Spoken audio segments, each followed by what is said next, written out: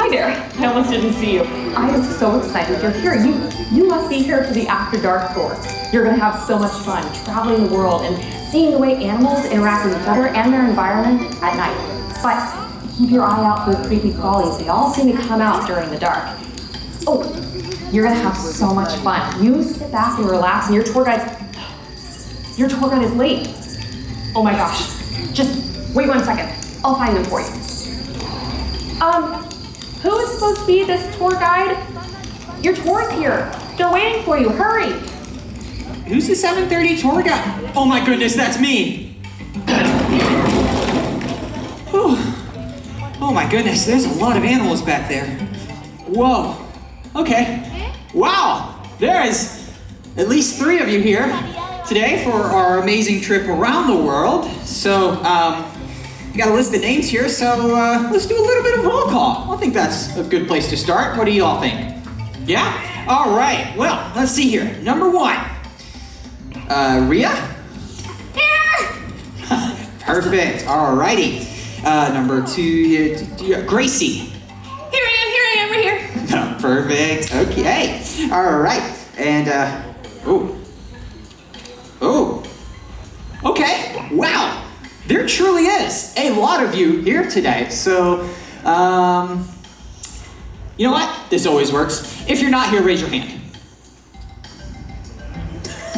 Looks like we're ready to get started, folks. Welcome to Animal Tales After Dark. I'm your favorite tour guide's favorite tour guide.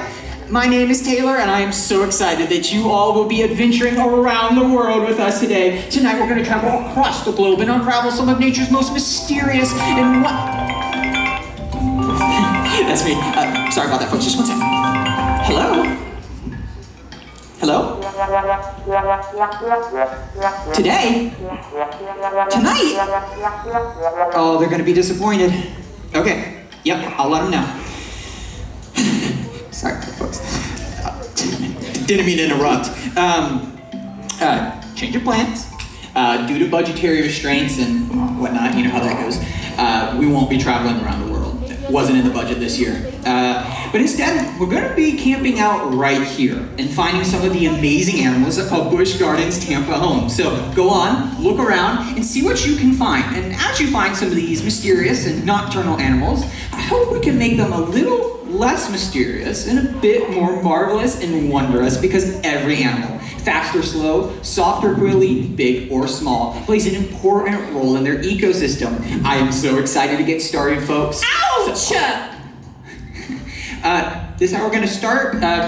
Everything okay back there? Yeah, everything's fine. Something just poked me in the back, though. It was this giant hedgehog. Whoa, what an amazing find. That's Mel, and he's a short Beaked Echidna. He looks like a bit of a handful, so... Yeah, he's kind of a prick, if you ask me, so... Let's get this table set up, and we can talk a little bit about what it means, because I said he's a short Beaked Echidna, and you said that he's a hedgehog. So, hedgehogs and echidnas aren't actually related. They just have a similar defense mechanism. It's that coat of quills, and that helps to protect them from predators. Now, Mel here is a short-beaked echidna. That's a species native to Australia, and he is actually part of a species survival plan. Busch Gardens is proud to have one of the most successful echidna conservation programs in the entire world right here in Tampa Bay, even though very little is known about monotremata reproduction. Is that even a word? Monotremata? Monotremata? Sounds like a spell, I know. But it just means that echidnas, like Mel here, are monotremes, which is just a type of animal. It's a group of animals that are all kind of related. Have you all heard of the platypus? Yeah. Yeah, they are also monotremes. And what it means to be a monotreme is just that they're mammals. But they're a special type of mammal. You see, monotremes are mammals that lay eggs. He's an egg-laying mammal. That's right. Female echidnas lay eggs, and I'm not echidnaing you. Where'd those drums come from? You don't get many dates, do you? Whew, hurtful. But...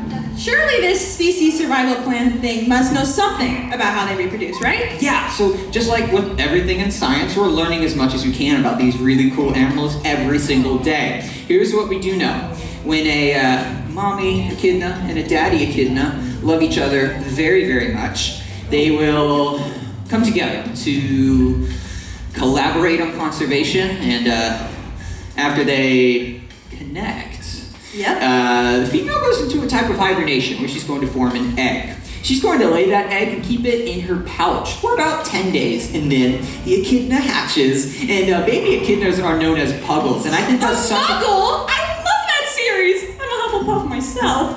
That tracks Ravenclaw personally, but we're getting sidetracked. I said puggle with a P, not an M. Yeah. So mom will keep the puggle in her pouch and feed it milk that she extrudes through patches in her pouch. Really, really cool. And after about 50 days, the echidna is going to leave the pouch, but still stay in mom's territory for about a year. After that point, it's up for the echidna to fend for itself and to find food and make shelter. And now both of those things, this is where it gets really cool. You see, echidnas are insectivores, which means they like to eat bugs, namely ants and termites. So to do that, ants and termites, they live in mounds of dirt. So they have to break into those mounds of dirt using their claws and their beaks that are famous for these short-beaked echidna. And then once they've broken into that mound, you see they're going to use their 5-inch long hot pink tongues to slurp them up. Wow, Gene Simmons ain't got nothing on him. Who? I don't know. Yeah, okay, yeah. Me neither. But back on topic. Wow, we're getting really sidetracked. So you see, echidnas, they aren't only known for digging, but digging is something that they are indeed known for. If they get frightened, they will dig into the ground, only a little bit, about 2 inches into the soil. What remains under the ground is going to be that soft exterior, and then what's going to be on top, well, it's going to be those keratin spikes. That's going to help to deter predators. Now, they are nocturnal animals, which means they're most active at the nighttime hours. Makes sense. So echidnas will dig to the ground when it's too hot outside during the day, and they'll sleep, and then at night, that's when they come out and they're most active. So why don't you let Mel here get back to foraging for his dinner? It's like 7:35, so it's more like it's breakfast. All right, sounds good. Cool. Hey, Taylor. Yeah, what's up? I've been thinking. Uh-oh. I think you're wrong. Oh, okay. I don't think every animal has a place in this world. As a matter of fact, I happen to know for a fact that green iguanas like this guy are invasive. Well, I'll give you partial credit for that one, Rhea.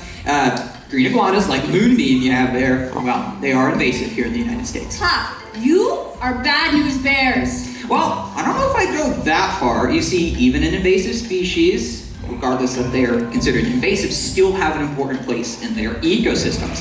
It's not an invasive species' fault, like MoonBeam or green iguanas, that they have been introduced or dislocated to a place that they don't necessarily belong or are native to.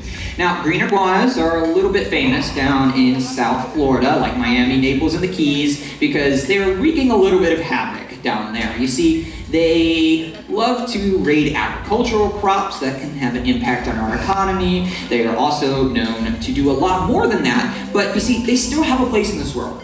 In their native ranges, they're known to dig burrows and to spread seeds. They are also known to be prey items for really large predators. You see, you might have heard of the harpy eagle. Do we need help? No? He really is a cool guy, but we'll talk more on that in a moment here. You see, if you've heard of the harpy eagle, the anaconda, or pumas, pretty cool, they like to eat green iguanas. But here in Florida, we lack those large natural predators, so they're kind of running uncontested.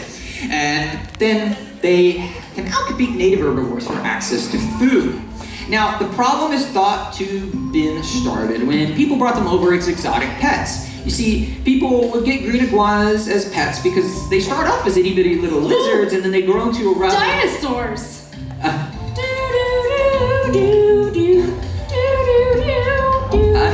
don't know about all of... I hear it too, MoonBeam. I don't know where that's coming from. I thought he was making that. Wow. Do we even have the license for that?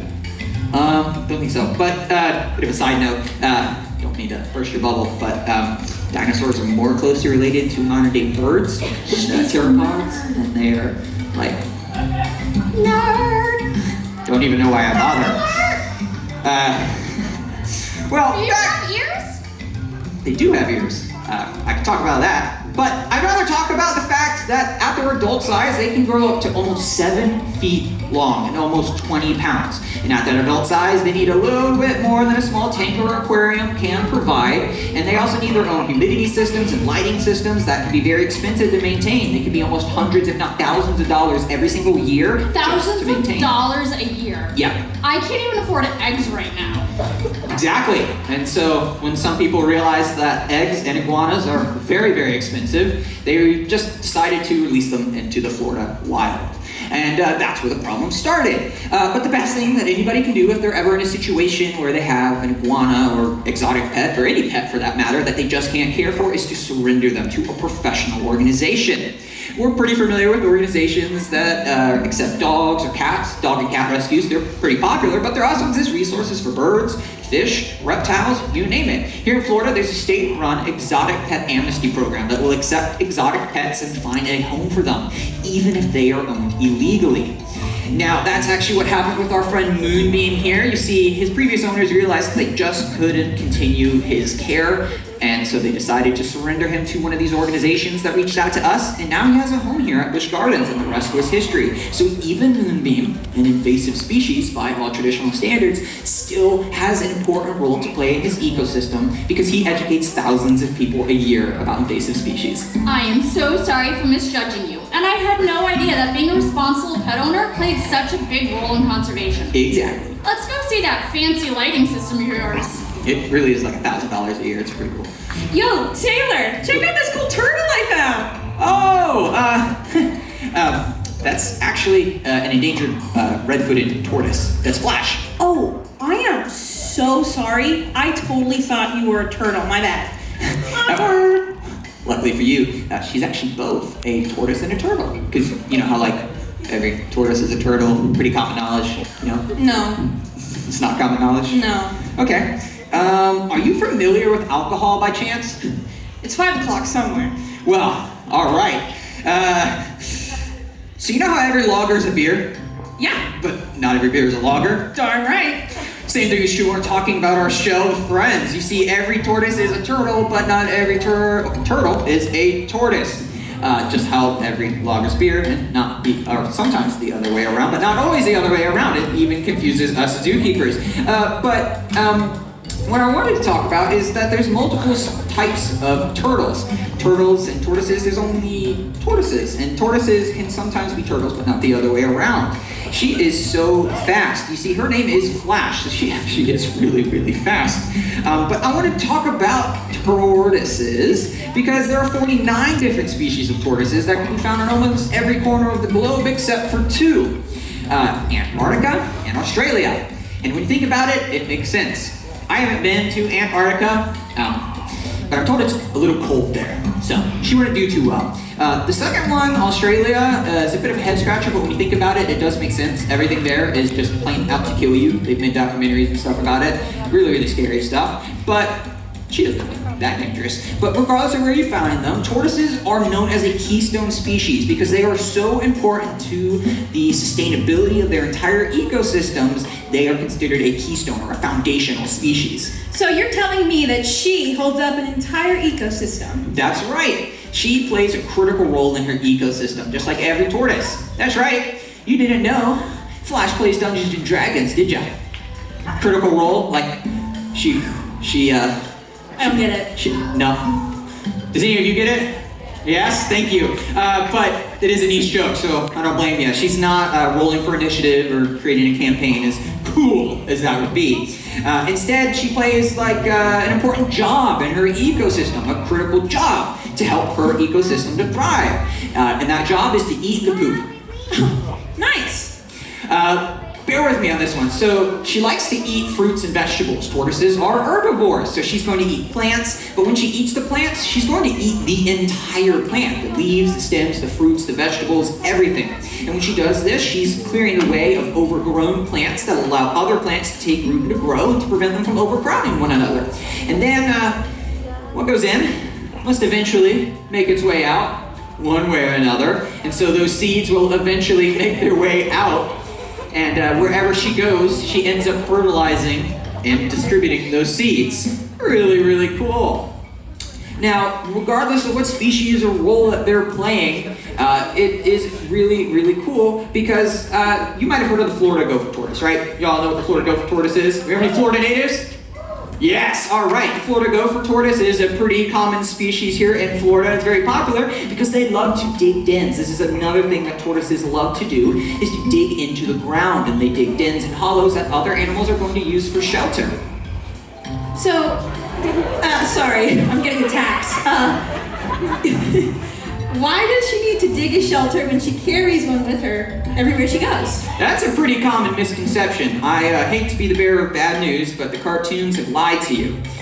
You see, tortoises cannot go completely inside of their shell or come completely out of them. The shell is actually part of their body. It's fused to their spine and rib cage, made up of different parts of their body, and it is covered in keratin plates known as scutes, and that helps to protect them.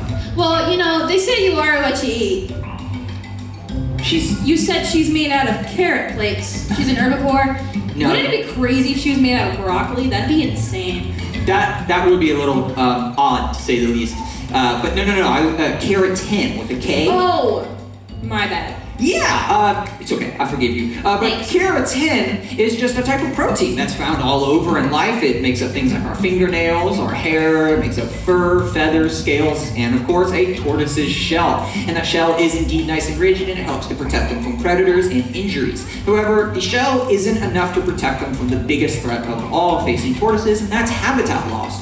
Habitats, they continue to be lost as we develop them into homes for ourselves or warming oceans. It's not all hopeless though. There are tons of things that we as individuals can do to help animals like Flash. One of the ways we're working to make a difference here at Busch Gardens is through our exotic browse garden. By growing some of the food that our animals eat, like Flash eats every single day right here at Busch Gardens, we're preventing carbon dioxide being emitted into the atmosphere from shipping it in from other parts of the country or the world for that matter. And gardens are something that everyone, even Flash, can help plant and benefit from. That's so cool. I guess you could say that she has a green thumb. Or maybe a green bum. Let's go see that plant you were telling me about. Yeah! All right, well. Taylor, Yeah, what's up? I have done it. Oh. I have found the spookiest, the scariest, the most dangerous Yeah? animal in the forest. Let's see it. It's a snake. Oh my goodness, Rhea, you really scared me there for a second, you know? But no need to be scared anymore. That is Aries, and she's one of our many snake ambassadors here at Busch Gardens. And thankfully for you and for all of us, she's actually not that scary because she's non-venomous and non-poisonous. So Same thing. Venom and poison? Yeah, they're the same thing. No, they're not. Trust me on this one. I know my stuff. I'm the nerd, remember? So venom and poison, they're very similar because people like to use them interchangeably, but they are in fact two different things. Poison has to be ingested to affect us. So like poison mushrooms or poison ivy, you have to eat it, drink it, or absorb it through your skin for it to affect you.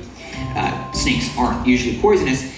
Venom is what's more commonly associated with snakes. That has to be injected past the skin barrier, so through fangs, barbs, stingers, or quills. Aries is neither of these, and of the world's snake species, the majority are considered to be non-threatening. Now, did you see her just do that just now? Did you see? Sticking her tongue out at me? Yeah, it's kind of rude. Okay, she doesn't mean to be rude. She's actually using a really cool adaptation that snakes have. It is known as the Jacobson's organ, and that functions a little bit like our noses. She's collecting particles in the air and retracting her tongue back into her mouth and into the Jacobson's organ so she can feel fragrances in her environment. It's Old Spice swagger. So that's what that is. You like Yeah, it's a bit strong. And I'm sure she can smell it too, but she's probably not too concerned with how good or bad one might smell, but instead, she's more concerned with like if there's any predators nearby that she needs to be aware of, or maybe there's a tasty treat in the general direction that she may want to go after. And while we're talking on the direction of things, you might have noticed that her tongue kind of looks like a medieval fork, or like an upside down V. There's a reason for that. It's known as a forked tongue, and it allows her to detect different directions of these fragrances, even though they don't have the best eyesight. That's really cool. It is cool. Get it? Because you're ectothermic? She's a ghost? No, not like ectoplasm, like ectothermic. Like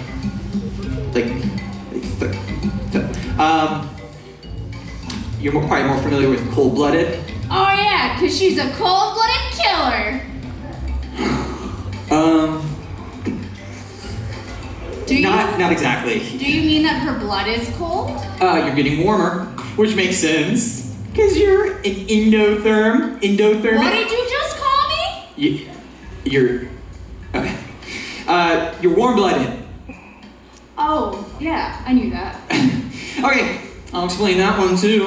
You see, cold-blooded and warm-blooded, we aren't talking about the temperature of their blood, but rather how it's regulated. Cold-blooded animals, or ectothermic animals, they rely on the temperature of their environment for their body temperature and other bodily functions. So if it's a hot summer's day outside and Aries is chilling outside, and it was like 100 degrees like it was earlier today, she'll be about 100 degrees internally. If it's a frigid, ice-cold Florida winter and it is 60 degrees outside, she'll be about 60 degrees internally. Now, animals that are endothermic, they're a little bit different. Warm-blooded. I'm so proud of you! I have full hands and she has no hands.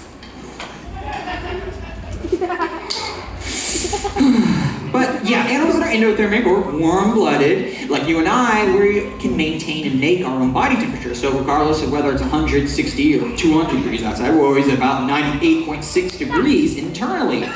Now, animals that are ectothermic, they again rely on the temperature of their environment for their internal. So they are usually found closer to the equator because it's pretty warm all year round, like here in Florida. Now, snakes, as you mentioned, they are kind of cold-blooded killers. They are very much the top dog predators in the food chain. So they eat things like mice and rats, and it keeps those populations from getting a little bit overpopulated and maintains balance in their ecosystem. Now, they are also facing habitat loss, all snakes, regardless of what the species is, because people continue to build homes in agricultural and commercial areas in places that are usually homes for our serpentine friends. But the best thing that anybody can do if you ever encounter a snake in the Florida wilderness is to just leave them be, because they're more afraid of you than you are of them. And when you leave them alone, they'll leave you alone, and in return provide you with some of nature's best pest control. That's really awesome. I bet if more people knew how amazing snakes were, they'd have a better reputation. I can see the billboards now. Reputation. Aries version. Big fan. I am so glad I came on this adventure today. I had no idea that so many animals needed our help. That's right. Every animal needs our help, and there are tons of things that we as individuals can do to make a lasting impact to help animals like Aries, Flash, MoonBeam, and many more. Like be a responsible pet owner, plant a garden, buy cool swag at the gift shop, or even just visiting an accredited park or zoo. That's right. Just like how every animal has a special place in this world, so does every one of you. There are many things that we can do as individuals to help animals all over the place and make a lasting difference. And in many ways, you've already made a great head start at making that difference just by joining us here today, riding rides, eating ice cream, and dancing the night away. You have contributed to conservation initiatives near and far, assisting efforts towards conservation, rescue, education, and research. And we want to thank you for that, because that's what we love to do and do best each and every day, which is to celebrate and care for this world. Now, I hope you all enjoyed your After Dark tour, despite the twists and turns that we had. Now, on behalf of Busch Gardens, myself, and all of my coworkers, I hope that you all have a fantastic and spectacular summer night. Goodbye, everybody.